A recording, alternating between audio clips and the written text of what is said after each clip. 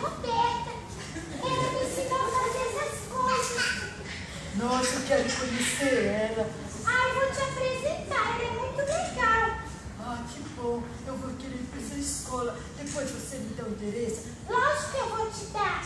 Eu também aprendi sobre o fogo, sobre o sol, calor. Nós fizemos, olha, vocês fizeram a dinâmica do sol, do calor. Nós suamos lá a cuca, pensamos bastante, não foi?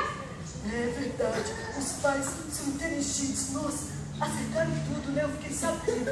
Foi, acertaram mesmo. Não teve nenhuma ajudinha. Fala a verdade. Não, eles acertaram tudo mesmo. Quem ensinou tudo pra eles? A tia Roberta, nós vimos os peixinhos nadando, por isso eu fiz a bonequinha da água. Mostra aí a bonequinha da água. E nós já falamos sobre a água, que é importante para nós bebermos, para nós tomarmos banho. Eu não gosto de tomar banho. Ah, por isso que eu estou sentindo um cheirinho desagradável. Não, hoje eu também. Ainda bem. Então a água é muito importante. Não podemos ficar... Nossa, que legal. Você aprende coisas maravilhosas.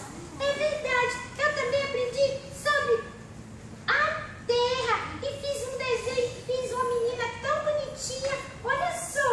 Ela tem um cabelinho marronzinho, verde. Representa o quê? A natureza, a terra. Nossa pátria mãe. Então nós fizemos plantação.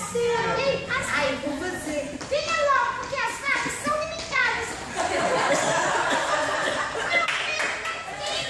Você vai aprender tudo isso que eu aprendi e ainda muito mais. Tem muitas coisas para você aprender na terra.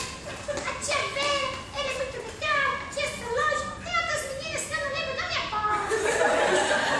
É verdade. Então, eu vou logo correndo para casa da vovó Milu e vou pedir para ela fazer a minha matrícula numa tese.